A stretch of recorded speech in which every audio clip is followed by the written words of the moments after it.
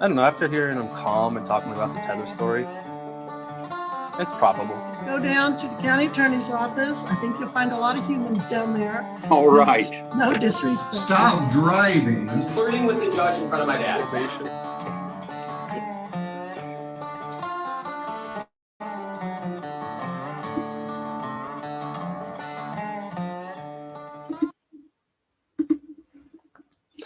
What's going on? This is Colin. How's everybody doing? Happy Tuesday. Week's almost halfway over. It's almost halfway over. It's Tuesday. Hope everyone had a good Tuesday. It is Tuesday, right? Yeah. Someone said earlier in my stream that it was Friday, and it's been in my head all day long because I keep thinking it's Friday. Don't remember who said it, but thank you very much.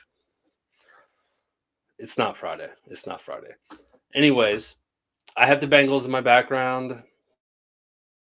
I just realized about 5 minutes ago I didn't look up a courthouse to put up to try to quiz you guys on whose courthouse it is. So we're going to take the night off of that game. So I'm sorry. Not sorry. I mean, it's Bengals, so it's equally as awesome, right? All right. Let's do some court. First clip I have is the conclusion. Well, not really the conclusion. If you guys saw my video this morning, I've got the end of the day for that guy, Brownlee. If you haven't seen my video from this morning, you really should check it out because it's hilarious. But I go all over the place. We got some Wagner, we got some Schaefer, we have some Judge Van. We go all over the place. And if you read the title or saw the thumbnail, judges just aren't giving a fuck. They're not caring a lot today. Let's just say that. They're all out of F's to give. All right. Kelly, Brownlee, I'm not going to spoil it. It's only about a 2-minute clip, so you'll see in a second. Where was I? Thank you, everyone, for being here. Georgia Peach. I see Debbie. I see Karen, Sash, Kelly, Legal Fiction, GF, Mary, Lane, MB, Robert from Germany. A lot of people. Leanne, I just saw Leanne as I started scrolling back down. Thank you, everyone, for being here. If you haven't done it already, please like and subscribe. Do your jump kick backflips. If you would like to donate, my link tree is in the description. I would very much appreciate it, as it does take a lot of time to put these videos together. Speaking of which, Sly donated earlier during my premiere, and I called them by their real name, but their YouTube name is Sly. So thank you very much. I very much appreciate it. If you would like a shout out as well, or if you have a question for me, link tree's in the description. All right, let's watch some court. Let's go. I was over here, Judge, because I received bad information this morning. Here, okay. Oh, for language line? Yes. Okay. See what's up here. All right, let's see here.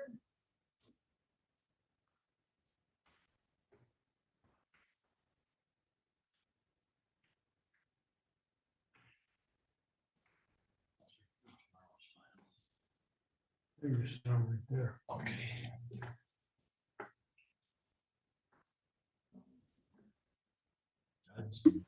Did a miraculous job being patient. All right, so Mr. Brownlee did not show up.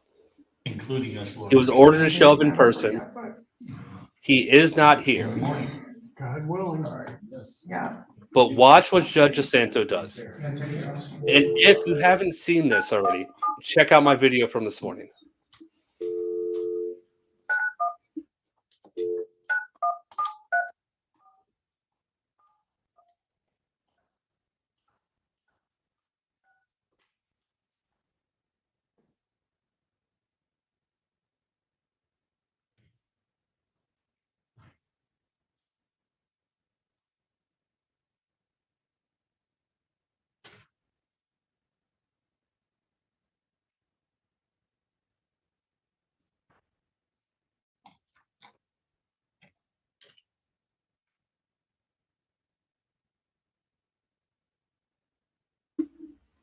My video is still up too. Just saying. Could go watch it from the source, or you can just check out mine. Yes, I was checking to see if you could transfer me to the room for guest Brownlee, Brownlee.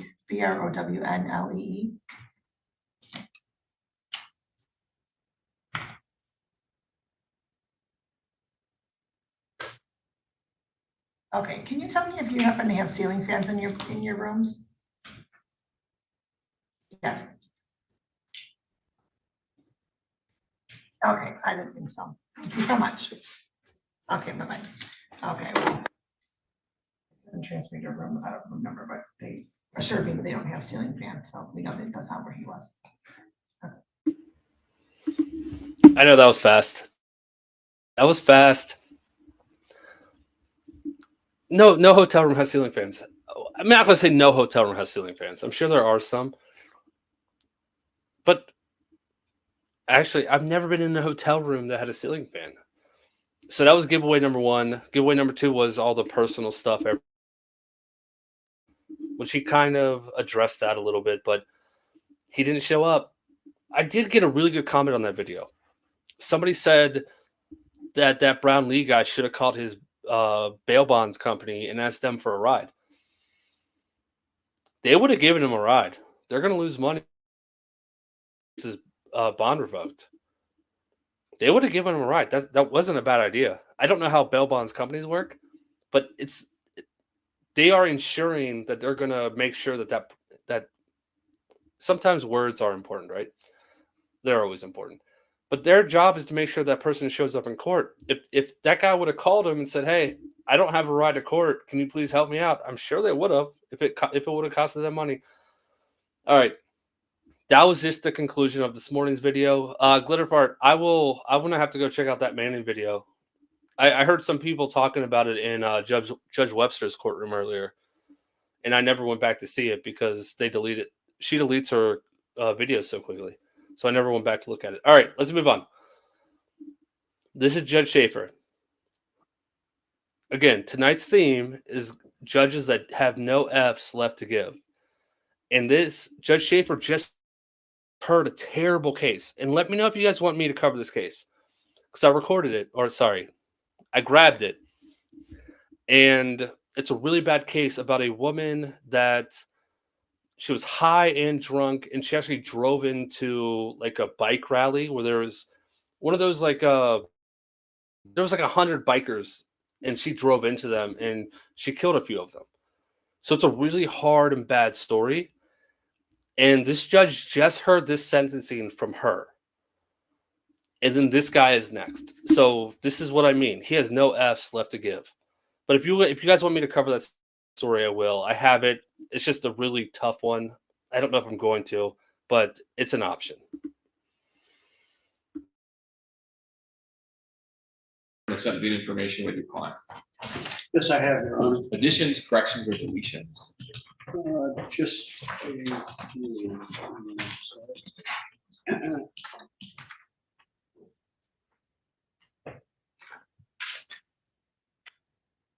On page 1, basic information report.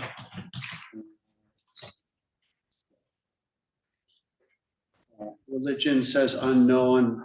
It should say Christian. Say what? Christian. Okay. And I just had a question. Well, no, I don't actually. Thank you.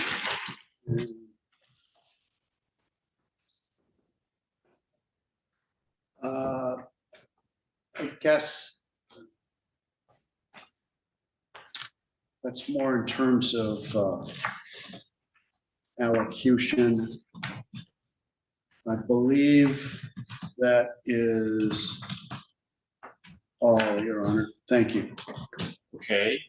Then I'm going to go to Mr. Butler. Anything on behalf of people?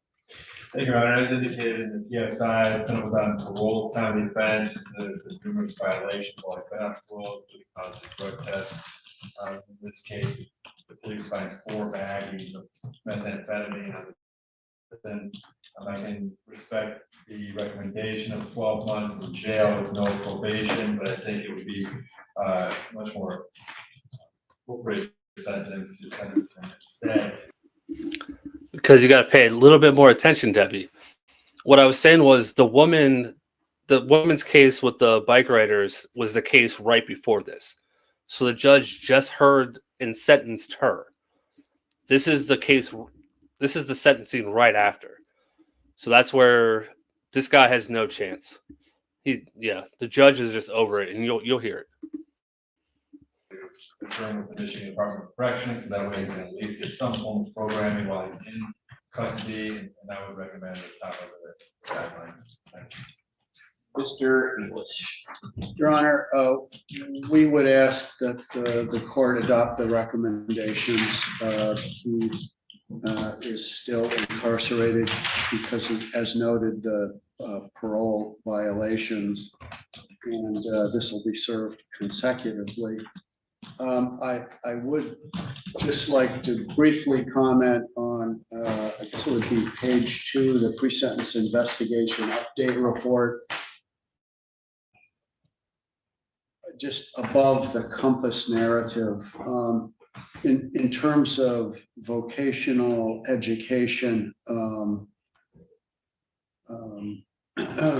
Mr. Casey did complete a 2018 carpentry course, and he received a certificate from his employer, as I understand it. And it is my understanding as well, Your Honor, that once he is free and not locked up, it is likely that he has employment at Valley City Plating in Grand Rapids. He's worked there before, and my understanding is he believes that they would definitely take him back if he were available to work. Lastly, Mr. Casey does have numerous criminal convictions. I've seen better, I've seen worse, as I'm sure the court has. And many of these appear to be substance abuse related. There is an indication in here that he did not avail himself at one point of offered treatment. I think I represented Mr. Casey in another matter, and then I represent him in this case. And I can certainly say to the court that I've noticed a change in his demeanor. And when I first dealt with him, he seemed, to me anyway, angry and not really accepting of responsibility that I could see. To me, he seems to have lost that anger, and just from the little I see, he seems to be contemplating where this direction is going in his life, and with substance abuse. And I think if the court were to give him an opportunity, he would want to show the court that he can comply with Your Honor's orders. Thank you. Mr. Casey, anything you want to say? Yes, I would like to say a few words, if that's okay. I had just been I found the scripture in my Bible this morning, Psalm 119:67. I used to wander off until you disciplined me, and now I closely follow your word. It just seemed like that, really related to my situation. And I try to look at this as a correction from, God corrects us because he loves us. And I remember praying all the time that I'd be able to see my children, but I realize now that I have to be a sober-minded, law-abiding citizen in order to do that, which I am willing to jump through any hoops that I can if the court would be willing to grant me that opportunity. All right, anything else, Mr. Casey? That's it. Okay. So, Mr. Casey, All right, everyone's talking about the guy on the bottom of the screen. This isn't his case. I think you all know that. You're just, just trolling this dude. But it is the judge, obviously, top left, and then the defense attorney plus the defendant in the top right. The guy on the bottom is just sitting there bored. I'm going to say some words here, and I just sort of gave it a foreshadowing. I was sentencing another woman earlier today, Miss Ben, I referenced your case. She received a significant sentence, and you are kind of, unfortunately, sort of the poster child for all the things that I hear about the direction of criminal justice today. So when I look at your history, you got 3 prior felonies, 16 prior misdemeanors. You're only 33. You were on parole when you committed this offense. You were denied entry to drug court. I recognize that obviously substance abuse drives a lot of your problems. When I look at the old PSI, Mr. English is correct.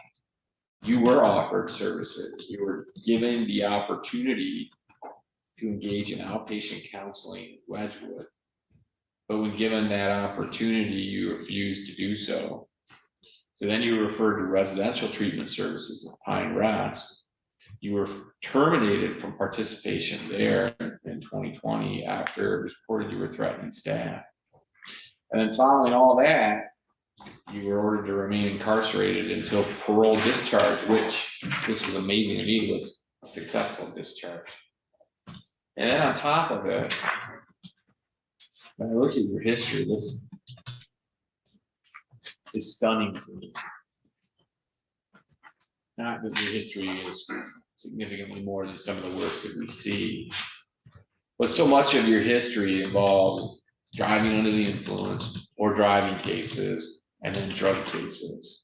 So we've got 2 of 14, this is way back in 09, driving under the influence of drugs. This is 3 of 14, operating while intoxicated. 4 of 14 was driving while license suspended. We've got assault of crimes, domestic violence, which is 5 of 14. We've got possession of meth in 15. We've got disorderly drunk in 16. We've got, again, operating while intoxicated in 16. That was a 3rd offense. Now, that gets to what some of the stuff we're referring to. This is crazy to me. So you were sent to prison. You were released on parole February of 19. April of 19, you had a probation violation for marijuana use, but your parole was continued. You were ordered to complete community service work on June 19th of 19. So just a month after month. Another PV, use of marijuana, Suboxone and morphine, but your paroles continued. We just sentenced a woman today for killing 2 people and maiming another because she was driving under the influence of these same drugs.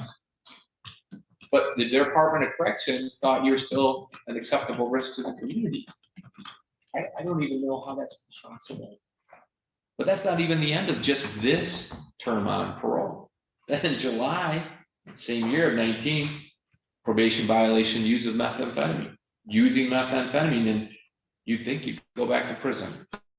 Parole was continued, so you could, if I'm viewing this in the light most non-favorable to the Department of Corrections, I'd say you were continued on parole, so you could go maim or kill somebody. You got 3 weekends in jail. Continued parole on October 25th of 19. Another PV for disorderly person, parole continued and referred to outpatient treatment. November of 19, another PV because you had a fraudulent drug screen. You would think maybe now we would end the parole, but no, you were detained for a while and then your parole is continued. Even you must be amazed by this, and you've been around a long time. And then in December of 19, you absconded supervision. You were finally apprehended later that month. And you would think after absconding, would we terminate somebody's parole? No, parole was reinstated. You were ordered to complete residential substance abuse treatment then. And then finally in January of 20, a new PV because you were terminated from treatment for the threatening behavior I just referenced. And believe it or not, your parole was continued again. You don't have to say anything. You were detained until you were discharged. Now, what frustrates me about that, and I wish all of those people on the bench sentencing could have heard what I'm talking about and why it frustrates the court so much. The Department of Corrections director will walk around and tout how successful they are, how successful they are at reducing recidivism with parolees. And you, in spite of, I lost count of how many times you violated your parole, you would be considered a success because you didn't meet the definition of recidivism, the department's definition, because you didn't go back to prison. But yet we gave you, I don't know, 10 chances to maim or kill somebody just like Miss Ben did. But that's not the end of it. Then, on your most recent felony in 20, we send you back to prison. You get parole. Now you're committing new crimes on parole. So in April of this year, disorderly person of public safety. You'd think after our last experience with you on parole that they wouldn't give you so many opportunities, but they don't. They give you got 22 days in jail for the new crime there, but continued on parole. Then a month later, you commit a new crime. Domestic violence, second offense. Ultimately, that was dismissed after 10 days in jail. I'm sorry, no, you pled no contest to it. You only got 10 days in jail. So there's a whole thing, why that sentence, and I won't even go down that road. But you would think, now that you have 2 convictions on parole, we would terminate your parole and send you back to prison. But no, you stay out in the community. And again, the Department of Corrections would define you as a success, even though you've been given through 2 paroles now, time after time after time, to really hurt or kill somebody. Assaultive crimes, driving under the influence.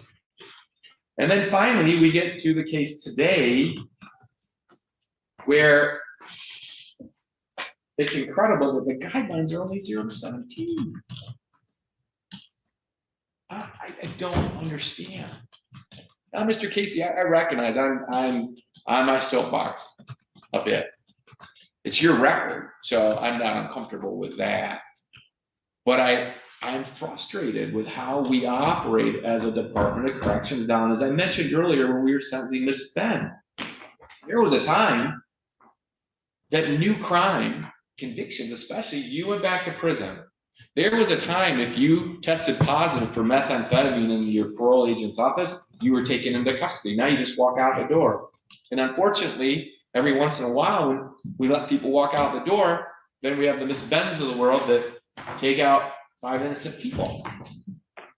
We can't, no, you can't. We can't predict human behavior, but I can predict that the more people that our corrections allows to continue to engage in use and driving without detaining them, then by definition, the more people will be victimized. There's absolutely no doubt about that. Right? It's just so frustrating to me.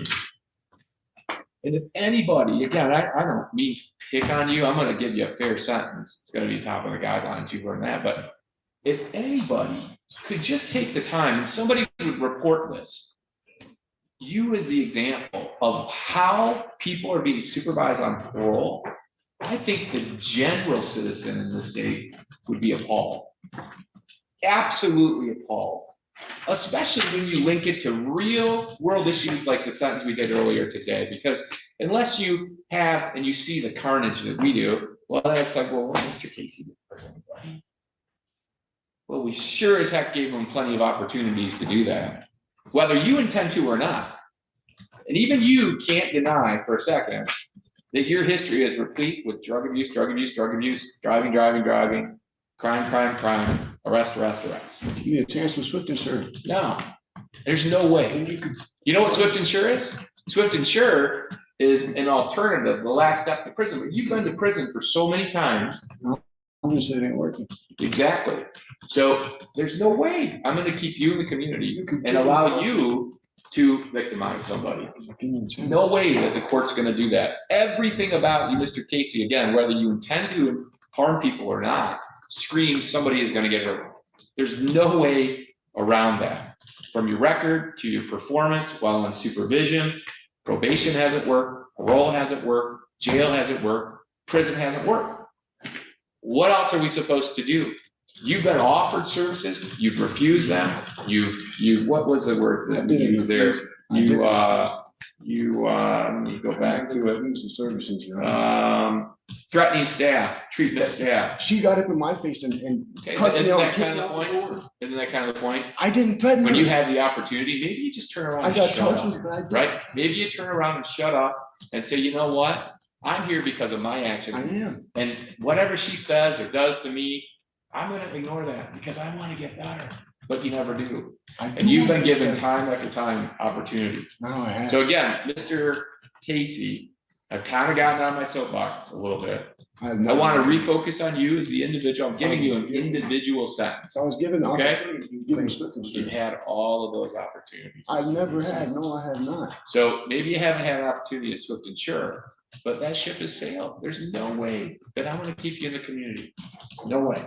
All right, so Anyways, it'll be the sentence of the court, Mr. Casey. I'm required, I will impose a $68 state cost. I'm gonna impose attorney fees of $400, court costs of $550, and then the crime victim's assessment, the amount of $130.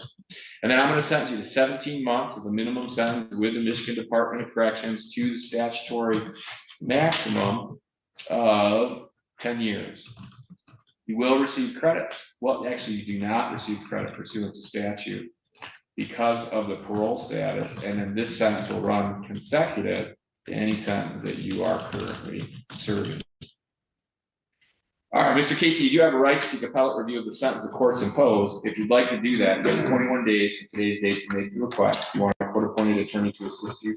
You have a broader window of 42 days. Mr. English has handed me that appellate paperwork. I'm going to put that in the file. Mr. Casey, in spite of my sort of soapbox lecture here, I do wish you the best. I hope you take advantage of the services the Department of Corrections offers. You and anybody should be familiar with them. You get medically assisted treatment if it's appropriate. They have all kinds of programming.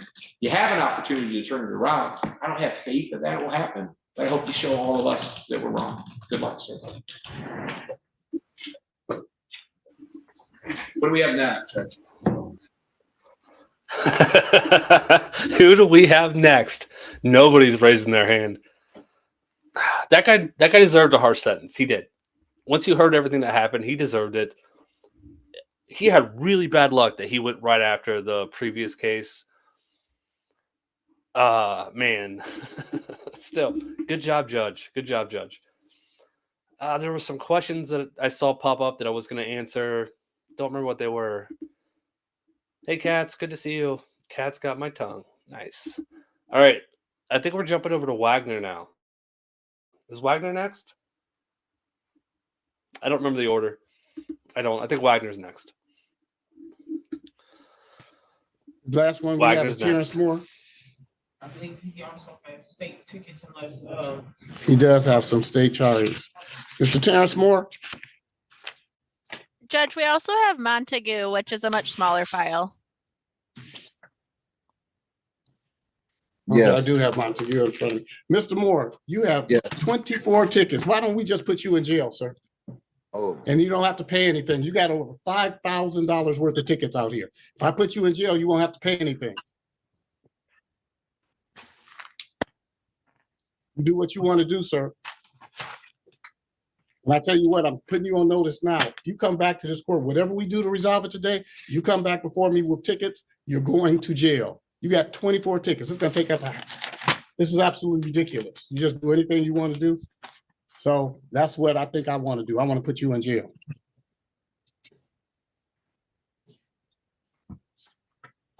And you will be seeing jail if whatever we do today, if you come back here with another ticket, driving without a driver's license or no insurance, anything like that, you're going to jail. I'm not gonna want your money at all.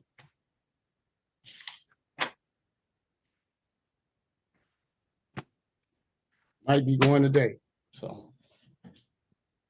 All right, we have Montague. yes. All right. He set him in a breakout room. This is about 15 minutes later. Told you.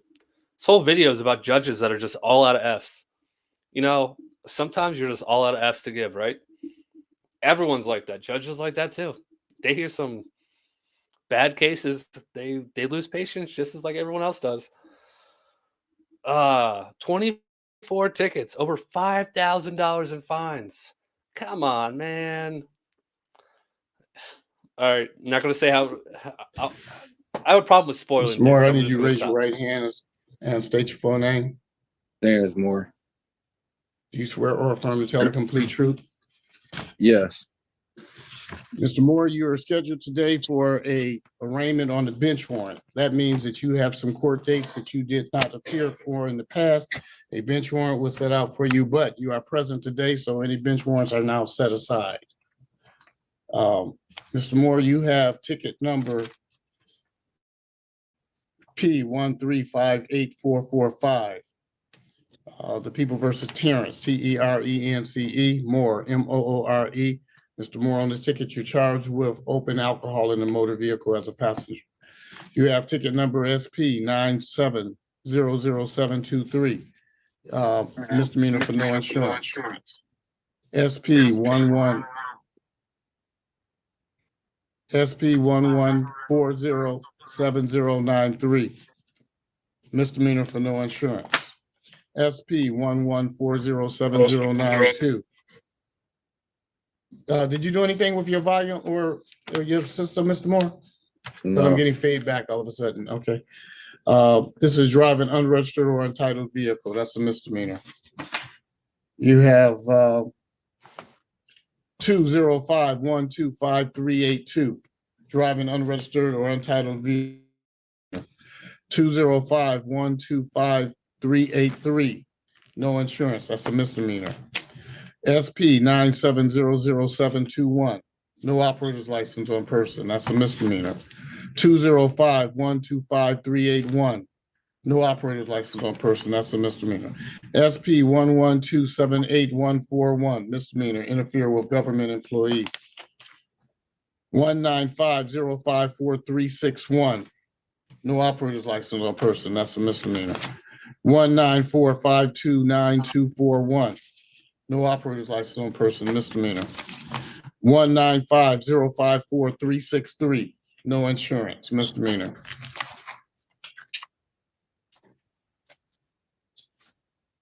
124-706692. No insurance, misdemeanor. SP 8463502. No insurance, misdemeanor. SP 8463501. Driver's license never acquired, misdemeanor. SP 7635342. No insurance, that's a misdemeanor. SP 7635341. Failed to display a valid operator's license, misdemeanor. SP 6675551.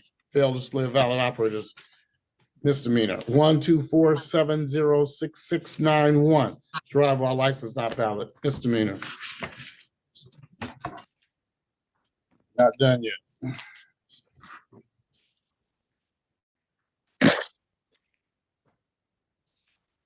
What's up, Tommy? 195-054-362, drive an unregistered or untitled vehicle. That's a misdemeanor. SP 9700722, drive an unregistered vehicle, misdemeanor.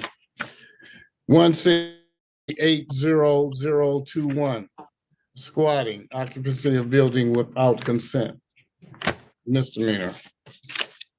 SP 1140791, improper plates, misdemeanor. SP 11066-301, drive while license suspended or no license, misdemeanor. So you have over $5,000 out here, closer to $5,500. You got that kind of money, Mr. Moore? No.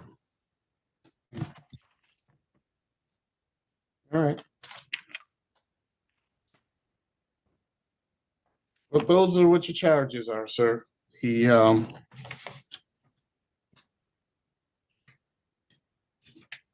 people have indicated it. Well, I don't know. I don't have a plea from the state. So you have 1, 2, 3, 4, 5 state charges. I don't know what they would dismiss and what they would keep. The city has 1, 2, 3, 4, 5, 6, 7, 8, 9, 10, 11, 12, 13, 14, 15, 16, 17, 18, 19. City has 19, but they would dismiss 1, 2, 3, 4, 5, 6, 7. State has 5. I don't know what they'll dismiss. They haven't said yet if they'll dismiss any. I had the opportunity to speak with the state and he indicated he was not prepared to make an offer today. All right, then they're not dismissing any. So that means you would have to plead to 1, 2, if you were to plead, but you obviously have a right to go to trial. So 1, 2, 3, 4, 5, 6, 7.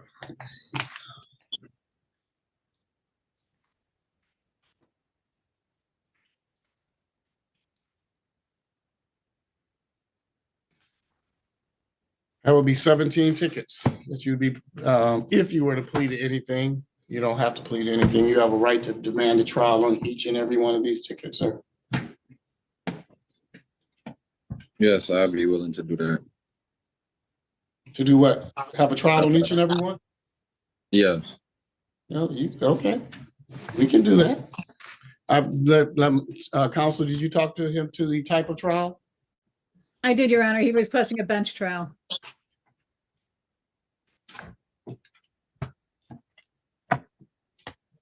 Huh? I'm not gonna give him that. I'm gonna give him a date that you suggest based on our docket.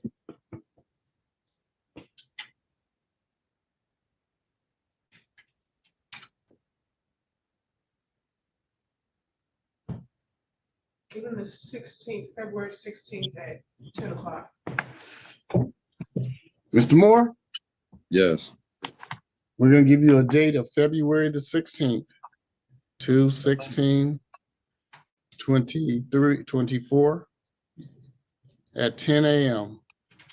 We're gonna have a trial for any officer that makes it out here. If some officers don't come, their charges will be dismissed. Okay. You'll come out here on Zoom, sir, on that date, February 16th, 10 a.m.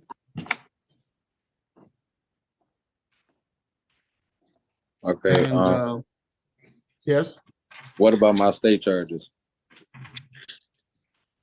yeah, we're gonna have a trial. We're gonna have a trial on everything, sir. Okay.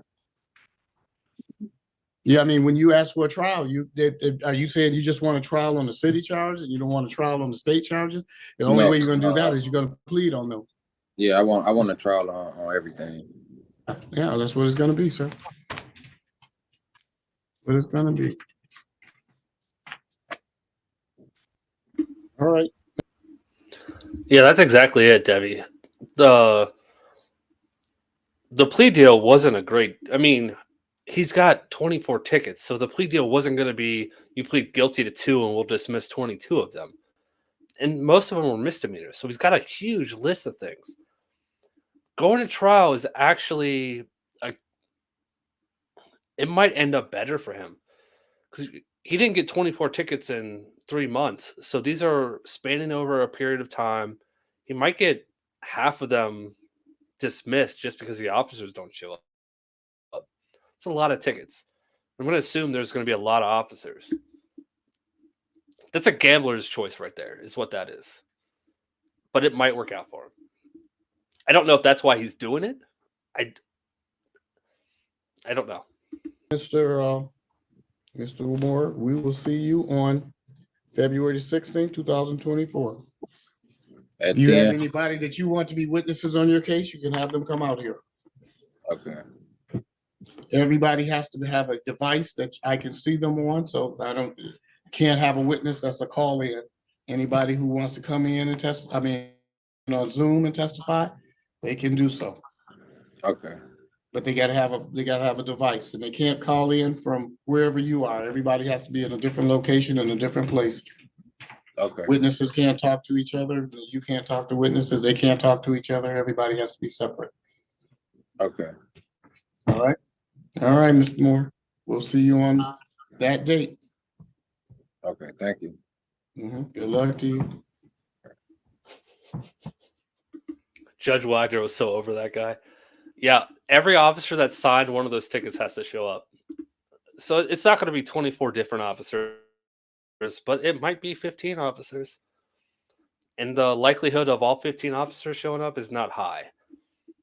So again, it's a gambler's choice for what he's doing, but I don't think he's smart enough to make that decision for that reason. Maybe his attorney said that. Maybe. All right, we're going to change up a little bit. I know we're laughing at bad decisions by defendants, right? We're going to go to Judge Van, who openly laughs at bad decisions made by defendants, right? I still got no Fs. I specifically took the clips from Judge Van today for his no Fs given clips today. I just really hope my Judge Van part's right now, because if it's not, I'm going to be embarrassed. Be Judge Van. All right, State your name, ma'am. Gaddis, before the court charged of possession of methamphetamine, possession of paraphernalia, and possession of cocaine. Do you understand those charges, ma'am? What was the question? I'm sorry. Do you understand what you're charged with? I understand. I understand you've been given copies of paperwork and advised of your rights. Is that true? Yes. Based on your application, I find that you do qualify. I'm going to go ahead and appoint the public defender to represent you. Any question about that? You have an attorney now. He gave you a public defender. I also have an attorney as well. I can't remember what their name is. Okay. Deputy, criminal history? Alabama, you had under the influence this year in a controlled substance. What part of Alabama are you from, Ms. Gaddis? Alabama. I was driving Where? from Alabama to get to Panama City. Okay. How are you from Georgia? I went to college in Georgia. What I college? came to visit my family.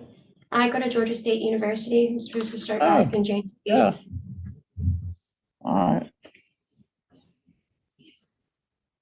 One set of 5,000 the meth, 1,000 paraphernalia, 5,000 the cocaine.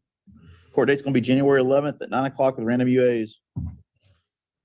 Can I request that the cocaine be tested, because I don't believe that I had cocaine on me. But I can't hear. She says, can she request that the cocaine be tested because she doesn't believe she had cocaine on her? Okay, yeah, I'm sure they will do that, Step to your right to the T. but we're okay with the meth.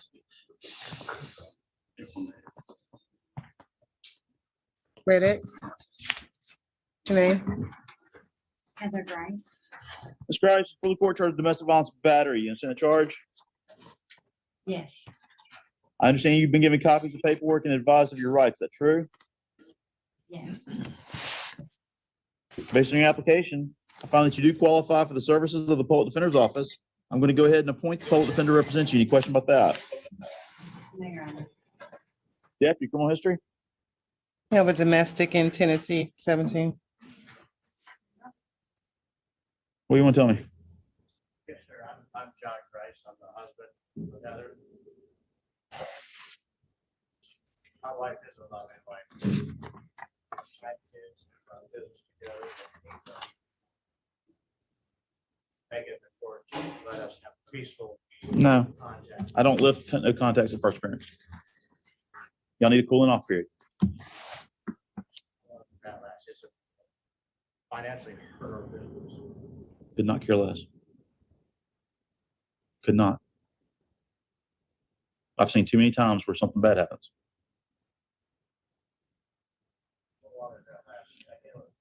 It can last for the duration of the case. I'm the one that makes that decision. Bond set at 2,500. No contact directly, indirectly, or through a third party alleged victim. Court dates tomorrow, December 13th at 8:30. All right, I didn't realize how quiet that was. That was her boyfriend, husband, whoever the quote unquote victim was in her crime. That's who was talking, and he was asking for there not to be a no contact order. And Judge Van's like, no, it's a first appearance. we're gonna do the no contact. I could care less because he said something about she has no money. I'm her financial support, and that's when he said I could care less. You need a cooling off time. She needs to figure that out. That's what just happened. I didn't really like I said, I didn't realize how low that guy's volume was. All right, let's go. To you, right? Next. State your name, ma'am. Ms. McGee, you're for the court for criminal use of personal ID and petty theft. You understand the charges? Yes, sir. I understand you've been given copies of paperwork and advised of your rights. Is that true? Yes, sir. Based on your application, if I find you do qualify, I'm going to go ahead and appoint the public defender to represent you. Any question about that? No, sir, thank you. You're welcome. Deputy, criminal history? You have a marshal's charge and 21 embezzlement from an Indian tribe. That was dismissed. Okay, good. You from Brute? Yes, sir. You been messing around over there at the reservation? Is that over there at Wind Creek or what? It was. Yeah. Okay. But like that's an old charge. It got dismissed. They didn't have anything against me. It's just an arrest. It's an arrest history. Yes, right. yes, sir. Yes, sir. Please don't hold that against me. I'm just trying to go back to work. When she said reservation or Indian land and you're from Bruton, I knew exactly what we're talking Atmore, Alabama. Yes, sir. I'm just trying to go back to work. All right, on the criminal use of personal ID, bond's $5,000. The petty theft is $1,000. No contact with the alleged victim. Court date's going to be January 16th at 9 o'clock. Good luck to you, ma'am. Thanks. Step to your right. Next. Fast forward a little bit. Yeah, it's all fun and games till you get a big bond. She's sitting there laughing and giggling. I just want to go back to work. Like, all right, here's your bond. You're not going to afford it. You're going to be in jail. Next. Is this the guy that? All right, yeah, we got State your name. Oh, I didn't realize I left this one in here. Mr. Trotter, you're for the court on a violation of probation for what was originally a possession of meth charge in front of Judge Clark. Do you understand that, sir? Yes, sir. Based on your application, if I find that you do qualify, I'm going to go ahead and appoint the public defender to represent you. So you have an attorney now. Any question about that? No, sir. All right, sir. Mr. Trotter, Judge Clark has set your bond as a whole without. Your court date is January 17th at 9 o'clock. Good luck. Thank you. Credit, sir. State your name. Brown. Mr. Brown, you're for the court on a violation of probation for what was originally a felony battery charge in front of Judge Clark. You understand that charge, sir? Yes, sir. You've indicated you're going to hire your own attorney to represent yourself. Is that how you're going to proceed? Judge Clark has ordered you held without bond. Your court date is January 17th at 9 o'clock. Good luck, sir. Just stand right here on this side real quick. Next. Oh, come here. Come You're here. running out of room Brown. over there? Mr. Broxton declined to come down today, sir. No, You got he's criminal history, Mr. Broxton? in line. All right, I promise there's a clip that I left in here. I didn't realize I You left got all criminal this. history, Mr. Broxton? Yes, sir. 22 paraphernalia, VOP, VOCC, controlled substance, 21 less than 20 controlled substance, 18 false ID, no valid. False ID history locally goes back to 2 with batteries and an ag vet. Somewhere else in Florida, there's a VOP in 19 and 21. Judge Clark got a haircut. He can't comment about it anymore. With the controlled substance and tampering with evidence in 20. Mine said 1,000 para, 10,000 fentanyl, random UAs. Court date is January 25th at 9 o'clock. Yes, sir. Next. Red X, state your All name. right, I think this is the guy. Sir, you're for the court for possession of methamphetamine and introduction of contraband into a detention facility. You understand the charges? Yes, sir. I understand you've been given copies of paperwork and advised of your rights. Is that true, sir? Sir. You've indicated you're going to hire your own attorney to represent yourself. Is that how you're going to proceed? Yes, sir. Deputy, Sir. criminal history? Yeah. Got him on bond and for an burglary. 23 2567 CF.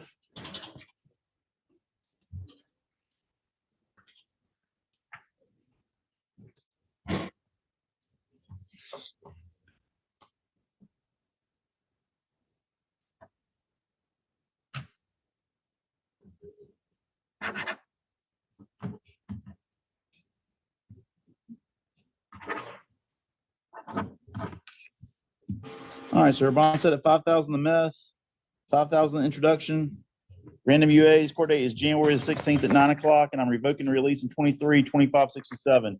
Good luck, sir. I'm sorry, I don't understand. You're being held without bond. Being held without bond? You're being held without bond. I bonded out and, Yeah, I know. did And I revoked everything I was that. supposed to. And I didn't have it. No, the most important thing you're not supposed to do is get a new charge. This charge didn't happen new. And that's why I didn't give him that case number. He has another bond out there, but this happened with those, but it still violates They all July. happened at the same time. This one, the burglary was July. That's why I did that. And then the other possession, this happened at the same time. It just took them this long to give me the paperwork. I bonded out. I haven't done anything. I didn't catch a charge. They were served a warrant because it took them 7 days to make it. Because you went to the hospital? Because I went to the hospital. So Yeah. this morning, This morning, What he's saying is all of those violated the July bond. And that's what he did. oh yeah, they revoked that. And I bonded out. He just revoked it again. Oh. You can step over and sign. FedEx, sir? Yeah. Got a couple of fun Judge Van clips in there, and then, some serious ones. You don't see Judge Van being serious very often. All right. We're heading back to Judge Santo now. I believe this is the last clip, though. Sorry, but I think that's it. If you haven't done it already, please like and subscribe. Do your jump kick backflips. Yeah, most importantly, like and subscribe. That's the most important part. Cardio is important. All right, you know what? Let's just play. I'm prepared to. I'm prepared for both. Prepared to go. Judge. Got it, okay. Is this Mr. Brisboy or Mr. This is Collinson? Mr. Collinson. Okay. All right, we are on the record in the matter of the City of Wyandotte versus Michael Collinson, 22967 and 232522. Good morning, Your Honor, or good afternoon. Attorney Corey Westmoreland appearing on behalf of Mr. Collinson. Mr. Collinson, would you please state your full name for the record? Michael Scott Collinson. All right, thank you. And sir, I'm just going to ask you to, when you're speaking, to see if you can just speak a little bit directly into the computer. For some reason, because our device is broken and we have a laptop there, for some reason, difficult to understand sometimes. So, Okay. All right. And counsel, as to the arraignment. At this time, Judge, we are prepared to waive a formal reading. My client stands mute. The court will waive the formal reading, enter a plea of not guilty for purposes of the arraignment as to both matters, and schedule these matters for pretrial on January 2nd.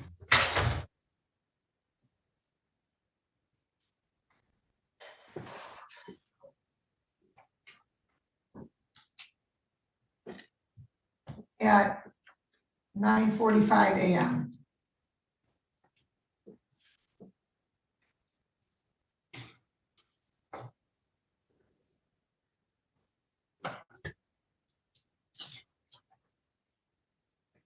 And counsel asked to bond.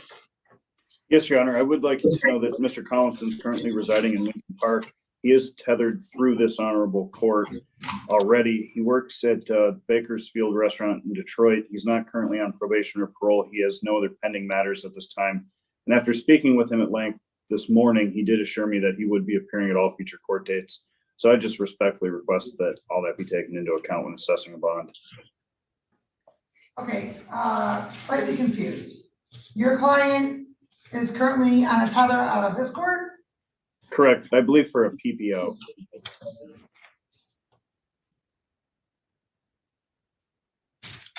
I may have arraigned Mr. Collinson on a PPO violation. Well.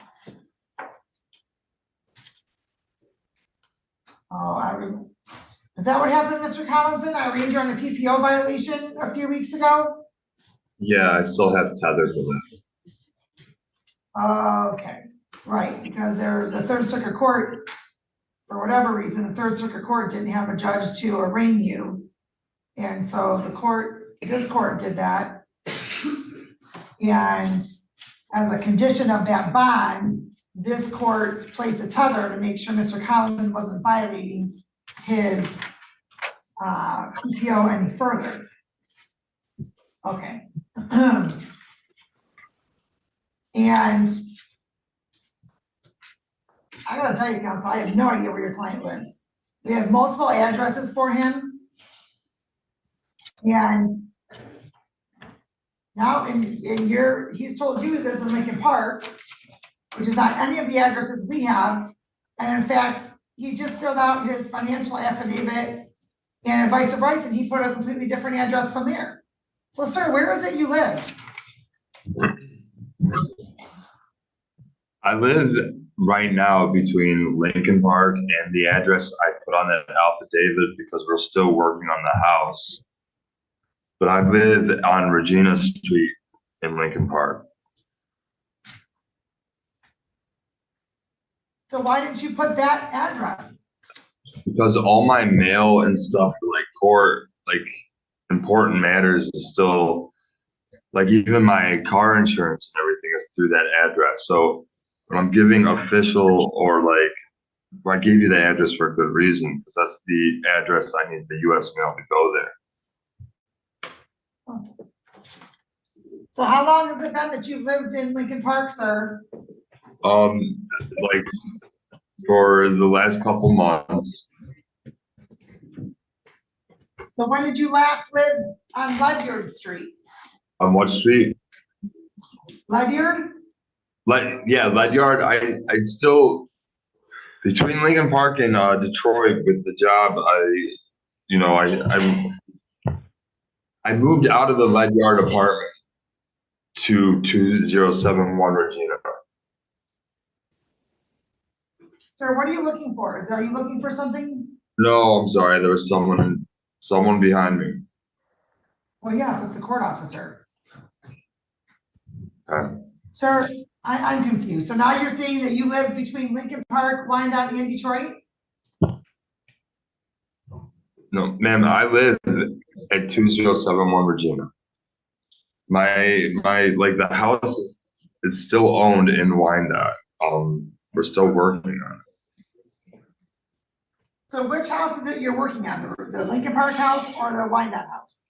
The Wyandotte house is the one that needs the chimney obstruction and everything.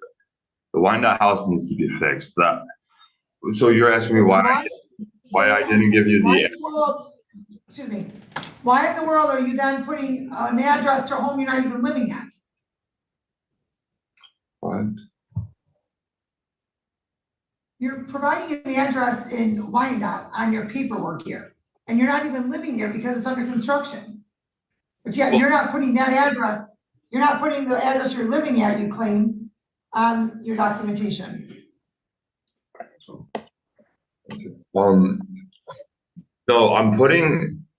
I should have, all right, on the affidavit, I gave you the address, all my mail, everything that I'm like not getting, I put at 3348 because I get that mail. 207. The Alpha David. I thought he was filling out Beta Davids. The Alpha David. This guy. Yeah, we're all confused. We are all confused. I don't remember who said that, but everybody's confused. Also, thank you, Todd, so much for your donation. I appreciate it. You must be a Vikings fan if you're saying go Bengals every week but this week. Good luck. Bengals are playing hot, even with their backup quarterback. One, I'm not getting my mail.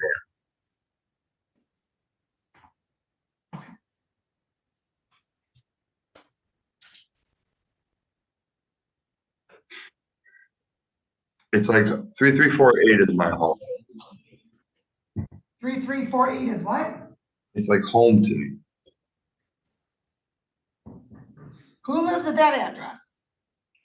Me and my fiance, And what is your fiance's name? Sierra Rodriguez.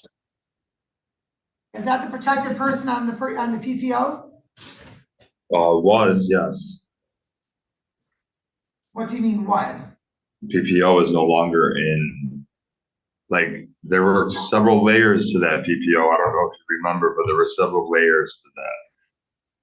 Several different PPOs. And sir, you still have a tether on? Yes, Your Honor. Well, if the PPO was terminated, the tether would have been removed. Right, so no, the PPO was terminated, but you asked me why I put my mail to that address and have different addresses. I'm trying to give you all the answers that I have, like, without, like, there's a reason. That's not that I'm doing it to be malicious. There's just a lot going on here. Okay, well, I can tell you that you're not returning the home in Wyandotte because as far as this court's concerned, there's still an active PPO. Okay. I don't have anything that would suggest differently. In fact, let me.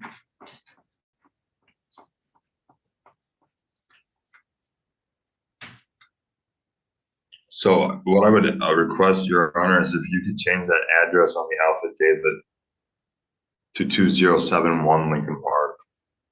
I'm sorry, 2071 Regina Lincoln Park. Oh, the affidavit. I thought you said Alpha David. Okay. Yeah, I'm All sorry. right. Well, that's okay.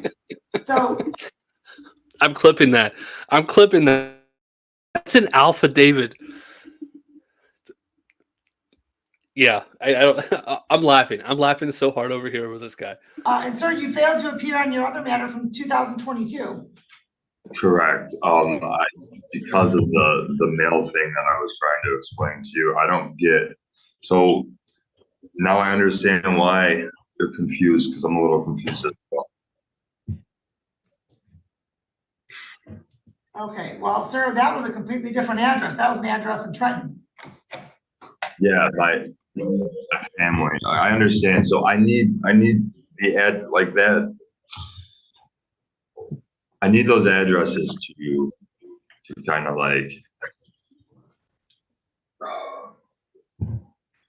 Your Honor, if you use the 2071 Regina Lincoln Park address, I'll receive the mail. I won't miss any more court dates because these are important court dates. Okay. Well, here's what I'm going to order. I'm going to order $7,500 10% bond on each of these matters based upon your previous failures to appear and based upon your inability to provide a specific address other than the Regina address, which is one of about 4 or 5 addresses this court has for you. And the court is not going to take your Wyandotte address, since that seems to be the home of the protected person that is the subject of the personal protection order that I arranged you on a violation on just a few weeks ago. In the event you postpone GPS tether through Wayne County Jail, Your Honor, I didn't. consuming alcohol or drugs. Your Honor, I didn't violate a couple weeks ago. When did I arraign you, sir? You said I violated a PPO order a couple weeks ago. If you check Your Honor, the PPO violation is no longer in effect. There is no valid PPO circuit. Okay, sir, when was it that I arraigned you on your personal protection order violation, sir? The last time you did was in 2022.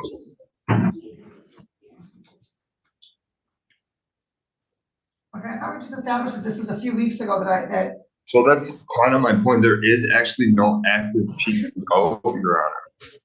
There is no active PPO violation. Me and that person have been in contact in a working relationship. As I said, she's my fiance. We've been together for the last 9 months since I've lived at Ledyard. That's why I gave you the address. Did you say I don't since you have lived that. at Ledyard?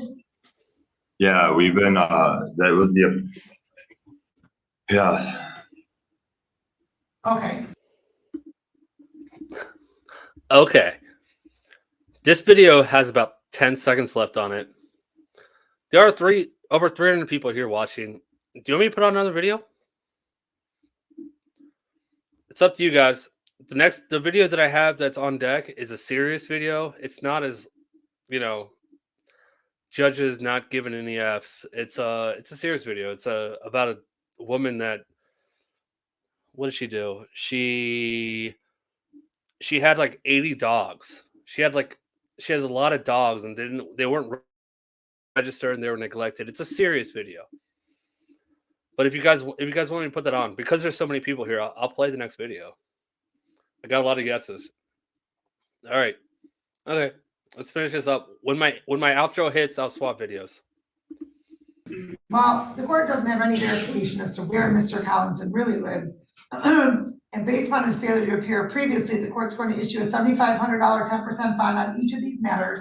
In the event fine is posted, GPS tethered through the Wayne County Jail, not to possess or consume alcohol or drugs unless prescribed. Thank you very much. Thank you, Good Judge. day. All right, thank you. Yeah, I don't like dog videos either. This one,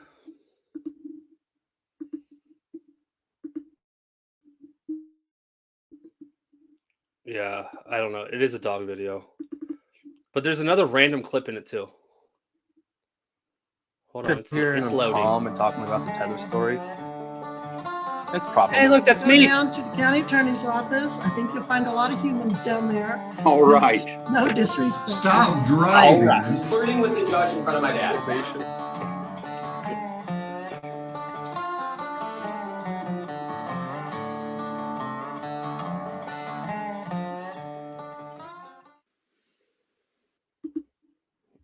All right, we're starting with a not the dog video. I thought I started. Oh, this is the worst armed robber. Is what this guy is. This happened. I think this was on Saturday. This is literally the worst armed robber ever. Yeah. All right. Let's just play. Let's go.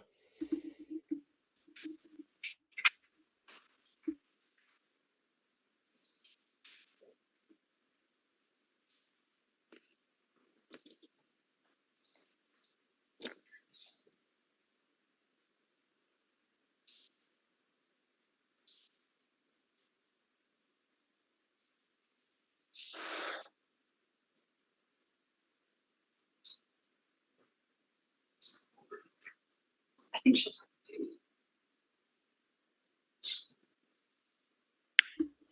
You'll see.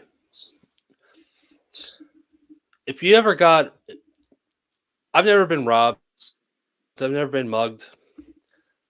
But if I was, and then I watched the court video of the guy that did that, and this is how he was acting in court, I would instantly just wonder why I didn't just punch this kid. What's your name, sir? Thank you. Ms. Shive, you doing this one? Yes, Your Honor. All right, this will be case 8223-727-158, State of Michigan versus Christian Charles Birmingham. Counsel, do we have prosecutors on the weekend or no? We do, but I don't know if they do. I don't think they do out counties. I'm not sure, actually. Okay, well, they're not in the Zoom anyhow. So, all right. Your name for the record, counsel. Jessica Shab, on behalf of Mr. Birmingham, who is from a reading, understands his constitutional rights and stands mute. Thank you. Court will enter a not guilty plea on your client's behalf. As to bond, please. As to bond, Your Honor, I understand the charges in front of you. I understand their seriousness. And we know that count one is an armed robbery life offense, Your Honor. However, Mr. Birmingham is 18 years old. He has no prior criminal history to our knowledge. He's not on probation or parole, nothing pending. He is employed at Target. He's a lifelong resident. But Your Honor, he had a very bad childhood. He's homeless right now. He's just trying to do what he can. He had many incidents where he grew up with CPS and there was cases and child abuse, and he's just a mess right now, to be honest with you, Your Honor. And he's just, I just think Mr. Birmingham needs some help and guidance and get to the right place. So I'm respectfully asking the court to consider a personal bond. I don't believe there was a real weapon here involved. I believe it was a BB gun. We're not at all saying, Your Honor, that this type of charge is not serious, or for Birmingham to not take any of this seriously. I'm just asking for some mercy from the court, because I just don't believe the system, is going to be the best place for him right now. He just needs some guidance and some help. And so I'm respectfully asking the court to consider a personal bond, a high personal bond. No objection. Mr. Birmingham has never missed court. I don't believe he's in the system. I don't believe he's a juvenile. I don't believe he's gotten in trouble. But this is just an 18-year-old kid who's homeless and basically been taking care of himself. And he got a job at Target. And I am respectfully asking the court to consider that personal bond. And he just, Your Honor, and correction, I'm sorry, he did just get his first apartment at 18 years old from his job at Target. So he's doing this alone. So, and they are allegations, and he is presumed innocent unless proven guilty beyond reasonable doubt. So I am just respectfully asking the court to consider a high personal bond. Wow, Ms. Shive, as always, you do much better than I think you got to work with over there. Corporal, you said you wanted some input here. Yes, Judge. I spoke to the officer in charge of the case this morning. Though they are very serious charges, like the defense has stated, this is his first offense. He has no notable record, and we will look at the discretion of the court. Come on. All right. What's your client's work hours, Ms. Shive? All right, Mr. Birmingham, the court is asking your work hours, work days. We have to be specific, okay? So can you please say AM to PM and what specific days of the week? I'm working part-time right now, so there is no specific hours. I can work any shifts between 6 to 8 hours. I have the Target app that I use on my phone, and I can casually pick up shifts on there, but I don't have a specific schedule, ma'am. Okay, thank you, sir. How late is the store open? Usually we close around 10 p.m. And what's the earliest they open up in the morning? I'm not exactly sure. I tend to work later shifts, but if I had to guess, probably around 6 a.m. Your Honor, I'm sorry. I don't mean to interrupt. And I know when the court asks for hours in court, that usually means that the court might be considering a tether. And if the court is going to consider a tether, we understand that, Your Honor. But if there is any way at all that we can get Mr. Taylor a tether, if the court is not inclined to do this without a tether, that tether, without him going to Wayne County or without him having to go sit for a week, and it's not about him sitting there. It's not about the time. It's just, I'm just concerned about his safety. I'm concerned about his mental health. I know on paper the charges are very serious, but when we look at the facts, when we look at his history, when we look at the situation, Your Honor, I think it's a little different. Again, I understand that it was a BB gun. I don't believe there was any injuries, anybody hurt. So if there's somehow that Mr. Birmingham can get this tether without having to go to the county, we would appreciate that, Your Honor. And if he has to be on house arrest, we understand that. It's just a matter of getting that tether without having to go and sit at the county for 7 or 8 days. So my understanding as of yesterday is the tethered wait is now about 48 hours on the high end.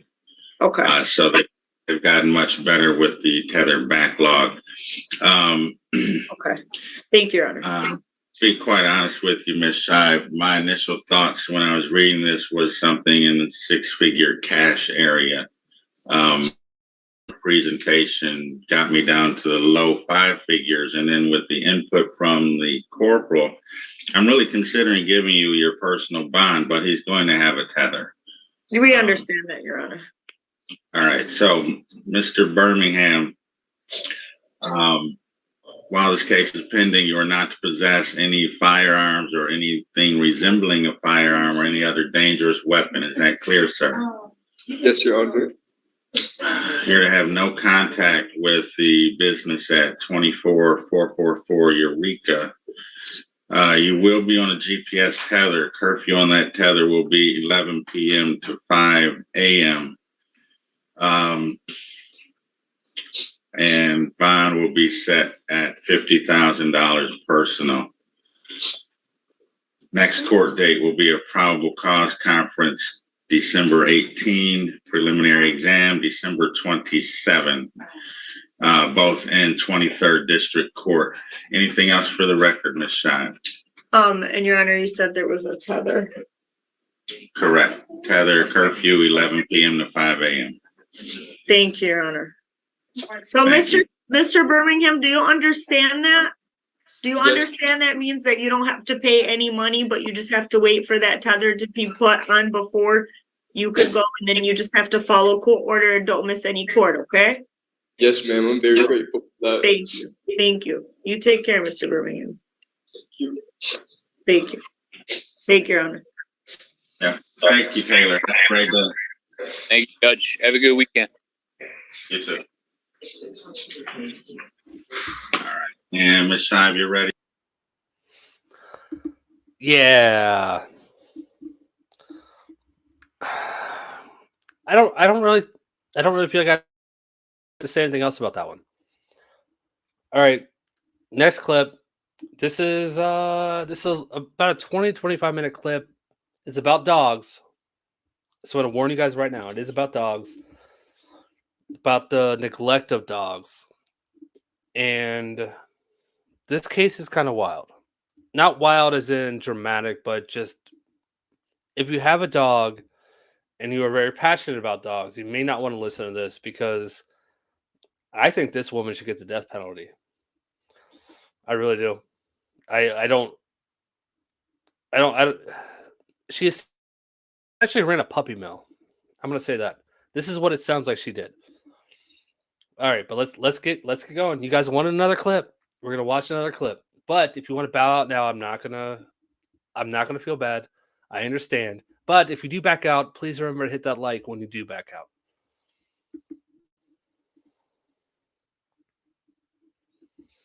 Appearances from counsel, please. Nate Carnes on behalf of the people. Nicholas Klaus on behalf of Ms. Robinson, who is standing to my left. All right. You may be seated. We are here today for a trial conference and a plea, it looks like. Mr. Carnes, why don't you go ahead and tell me? Your Honor, it's Go ahead. it's my understanding the defendant will be pleading guilty to an added count of attempted animals abandoning cruelty to 25 or more. Okay, hold on. This is an added count 23. Yes. All right, so added count 23. Got it. As well as guilty to counts 2 through 7. 2 through 7. Those are okay. Got it. And the people will be dismissing count 1 and 8 through 22.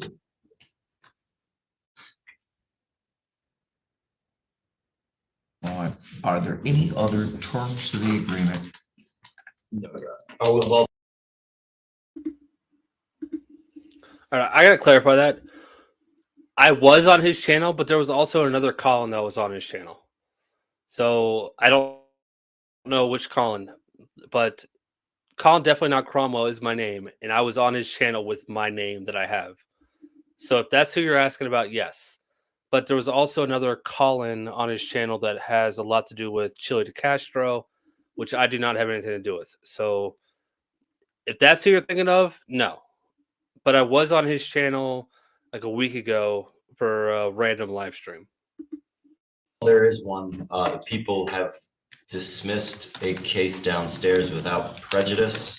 So I believe a 1-year misdemeanor, and it is our intention if this plea is accepted and once the defendant is sentenced, we are never going to charge that case again.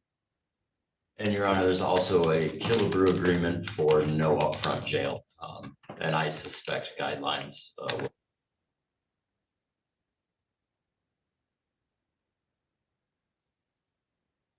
Okay, do you have that case number just so I can be clear on the record about what the case was in this report? Yes, Your Honor, that is 23-2493-SM. And do you know what that charge was for? Does anybody know? I think that was SM, obviously it's a misdemeanor, so. It's a neglect resulting in death of one animal, I believe. I have it here, Your Honor. But it was. All right, good morning, counsel. Are you able to hear the court okay? I think I can get it. Of course. Whenever I try to rush videos out, because I have a lot of people here, I don't rewatch them. I'm sorry. Charge was for? Does anybody know? I think that was. Hey, but I found the spot really quick. Misdemeanor, so. It's a neglect resulting in death of one animal, I believe. I have it here, Your Honor. But it was just a misdemeanor. Yes. I can get it. I think I can get us through it. Okay. Thank you. So, Ms. Robinson, have you heard what the attorneys have described to me as a pretrial agreement? Yes. All right. Is that how you wish to resolve the case today? Yes. All right. Please raise your right hand. Ma'am, do you swear or affirm that the information and testimony you're about to provide will be the truth, the whole truth, and nothing but the truth, ma'am? Yes, I do. You may lower your hand. And where are you? Ms. Robinson, turning your attention back to April 21st. On the record, state of Michigan versus. Did I just do it again?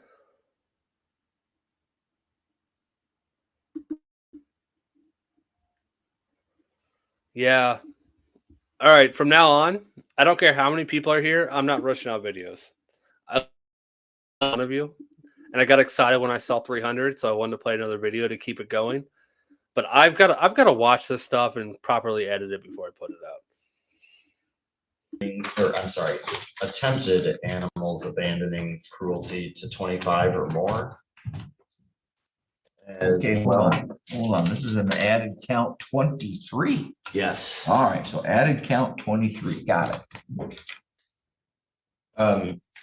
As well as guilty to counts 2 through 7. 2 through 7. Those are okay. Got it. And the people will be dismissing count 1 and 8 through 22.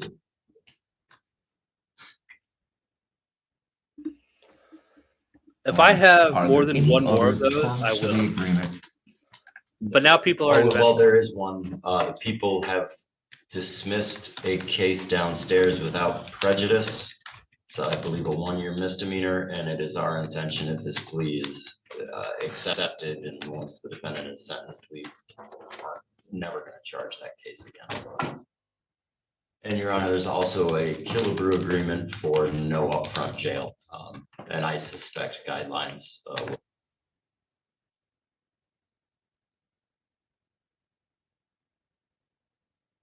Okay, do you have that case number just so I can be clear on the record about what the case was in this report? Yes, Your Honor, that is 23-2493-SM. And do you know what that charge was for? Does anybody know? I think that was SM, obviously it's a misdemeanor, so. It's a neglect resulting in death of one animal, I believe.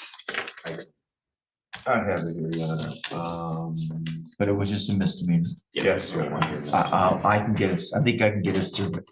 Okay. So, Miss Robinson, have you heard what the attorneys have described to me as the pretrial agreement? Yes. All right, is that how you wish to resolve the case today? Thanks for coming, Keeper. All right, please raise your right hand. Ma'am, do you swear or affirm that the information and testimony you're about to provide will be the truth, the whole truth, and nothing but the truth, ma'am? Yes, I do. You may lower your hand. Ms. Robinson, turning your attention back to April 21st, 2023, were you on probation or parole to any county or state? Were you at that time on bond for any other felony allegations?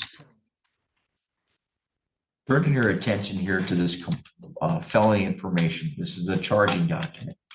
I need to go over with you what the allegations are, what the charges are, what they all mean, and what your rights are, and then talk about this pretrial agreement. Count 1 on this felony information is the most serious charge that I see.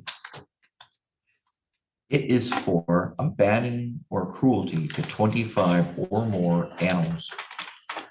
That is a felony punishable by up to 7 years and or $10,000 in fines plus costs, not less than 5 years of probation and up to 500 hours of community service or a combination of those penalties.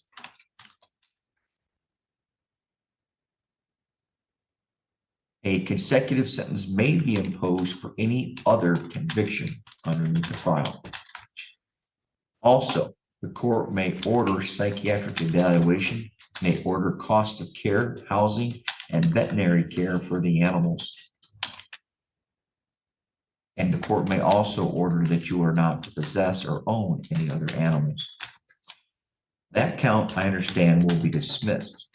However, I believe you'll be pleading guilty to an added count, which ends up being added count number 23, which would be an attempt to do that offense. An attempt to abandoning cruelty. Sorry, I said that too quickly. For abandoning and or cruelty to 25 or more animals. The sentence would be instead of up to 7 years, it would be up to 3 years and 6 months and up to $5,000 and not less than the 5 years of probation. Well, actually, I've never seen that before where it's up to, I guess it would be up to 30 months of probation, which would be 2.5 years. I think that's appropriate. Typically for an attempt, the punishment is half as much as the original offense. So I continue. Also up to 250 hours of community service or any combination of those sentences. Now, it also says a consecutive sentence may be imposed for any other conviction.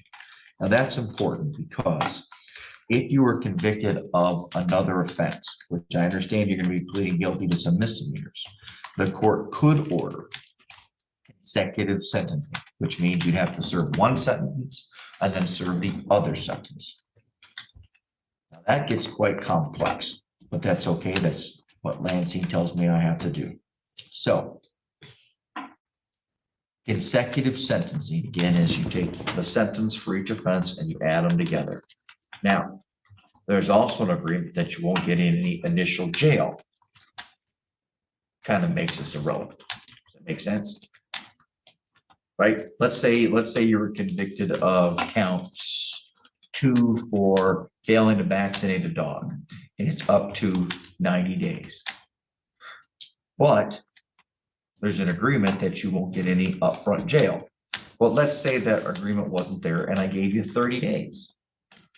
You have to serve that 30 days. Then on count 1, if I gave you a year, you would then serve that year after you serve the 30 days. That's what consecutive means. However, there's an agreement that you're not going to get any jail. We'll talk about that more thoroughly. All right, so here we go. Back to. So again, count 1 is a 7-year felony. That one will be dismissed if you plead guilty to count 23, added count 23 for attempted aversion of that offense. Now, count 2 is failing to keep an animal vaccinated. Apparently, it's a 2-year-old male dog who apparently is a mixed breed of Pyrenees and Lab. Now, that is a misdemeanor punishable by up to 3 months and or minimum of $10 to $100 in fines plus costs. Told that you're going to plead guilty to that offense.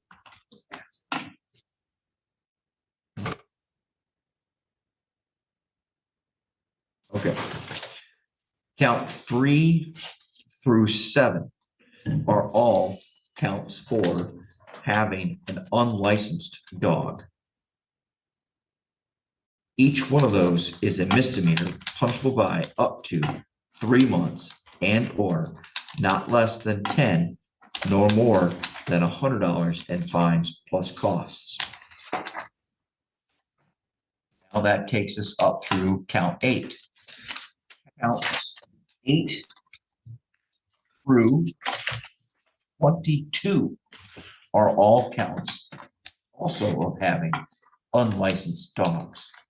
Each one of those counts is a misdemeanor punishable by up to 3 months and or not less than $10 nor more than $100 in fines plus costs. All of those counts will be dismissed. Let's go through this. Right now in this felony information, you've got 22 counts. They're going to add one called added count 23. That's the most serious offense. Attempted abandoning or cruelty to 25 or more animals. Count 1 and counts 8 through 22 will all be dismissed. You're pleading guilty again to that count 23 and counts 2. You can't see it, but it's actually a female. It's not a guy. She's in the very bottom right-hand corner. The defendant is always in the bottom right-hand corner unless they zoom in from the jail in this court. So you can barely see her, but she's, yeah, but it is a female. Through 7, which are all misdemeanors punishable by up to 3 months and or not less than $10 or $100. Do you understand all that? So those are all being dismissed and they're adding in 23 is to replace it? Yes. And 23 Is is, the attempt. So that this is complex, as you got a lot of charges here, and that's okay that you're asking questions. I'm going to review it. It's Judge Elmore. I don't know what court it is. Counts 1 through 22. Abandoning or cruelty to 25 or more animals. That's the 7-year felony. Instead of pleading guilty to that, you're pleading guilty to an added count 23 for an attempt to do that offense. That decreases the punishment from 7 to 3.5 years. Plus it cuts the probationary period in half, plus it cuts the fines and costs down, plus it cuts down the community service and so forth. Then you've got the remaining counts 2 through 22. Of those 21 counts, you're pleading guilty to 5 of them, if I recall. Counts 2 through 7, which are all 90-day misdemeanors or 3-month misdemeanors. And then after that, you've got counts 8 through 22. That whole pile will be dismissed.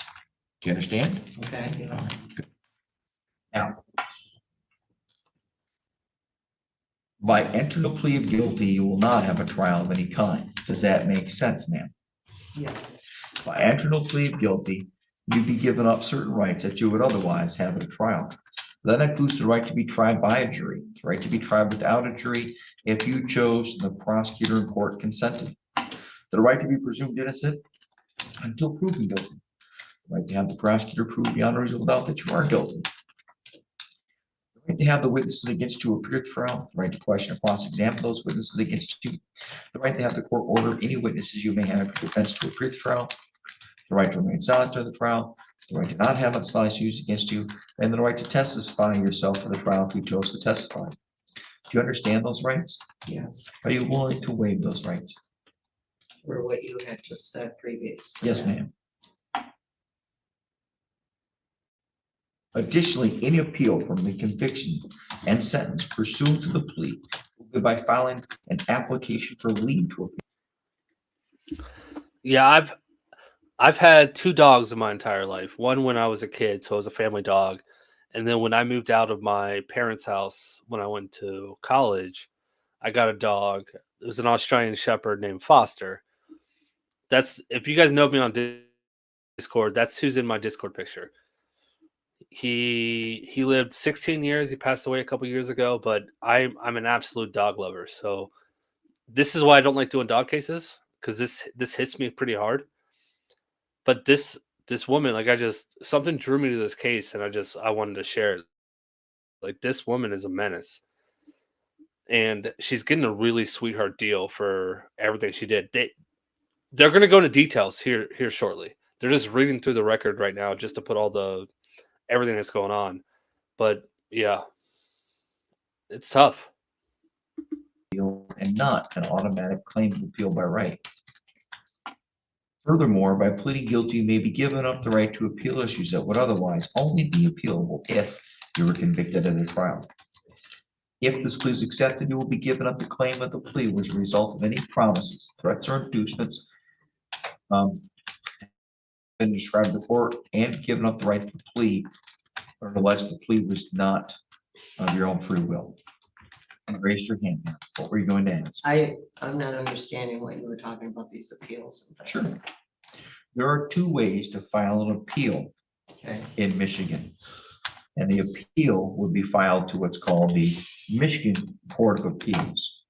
The first way is called a claim of appeal by right, which means the Court of Appeals has to entertain your appeal. They have to allow you the right to file briefs and file arguments and have an attorney assist you. However, that right is only if you are convicted at a trial. Now, because you're pleading guilty, there's a different mechanism or set of rules for appealing. And it's called an application for leave to appeal. Now, that gets a bit confusing. I often wish they'd just call it application for permission. You're basically asking the Court of Appeals, hey, listen, I didn't have a trial, but I've got something unique. I ask you guys to please entertain it. So because you're pleading guilty, your appeal, if you were to ever file one, would be by filing an application for leave, not a claim of appeal by right. You understand? Yes.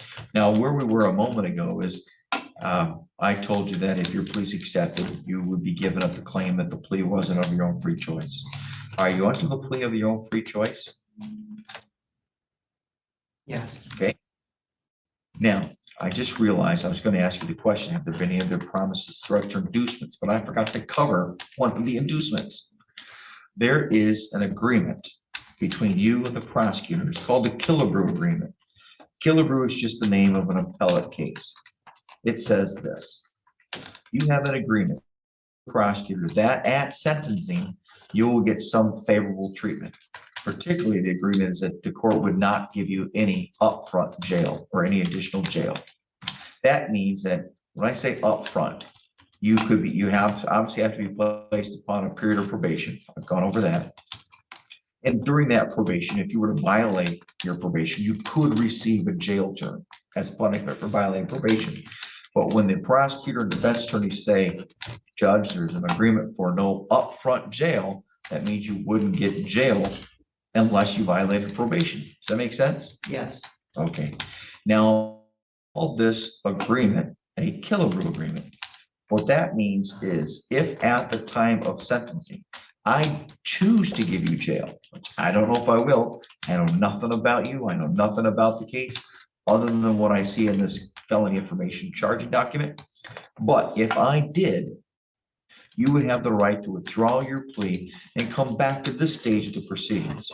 Does that make sense? Yes. So, have there been any other promises, threats, or inducements to force or compel you to plead guilty, other than the terms of the pretrial agreement that we've just gone over? Now, Mr. Klaus has probably talked to you about sentencing, and I know he's probably giving you an idea or estimate as to what the court could sentence you. For instance, he may have talked to you about how long the probation might be, how much the fines and costs would be. He's probably talked to you that if the judge did give you jail, it could be a certain amount or whatever. Beyond all that, the question for me is, or that I have for you is, has anyone promised you exactly what the court will do? Knowing all that, do you still listen to the pleas of guilty as we discussed earlier? Yes. Okay.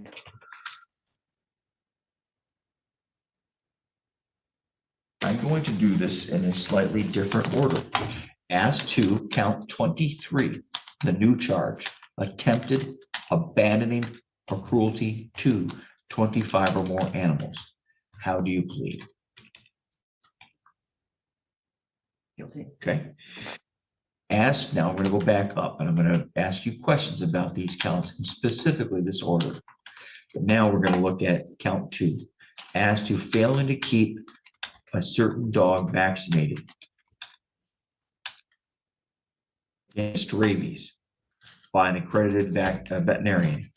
How do you plead? Well, we were talking about so many dogs. I don't, man, You said a certain dog, I don't know. I'm telling you right now, the charge says being the owner of a white 2-year-old male Great Pyrenees / Lab, a dog required to be licensed. You allegedly did fail to keep the dog currently vaccinated against rabies. I don't know. I've never seen this dog. I've never seen any of your animals. So this is something. So it's just vaccinated, not, no dogs. Yes, sir. Your Honor, the people are fine just dismissing count 2. Okay, well, the deal just got sweeter. So apparently the prosecutor now is going to dismiss that charge. Do you want to still continue? Yes. All right, so we're going to move. And now the agreement is that you're going to plead guilty to counts 3 through 8. Why is this deal getting sweeter?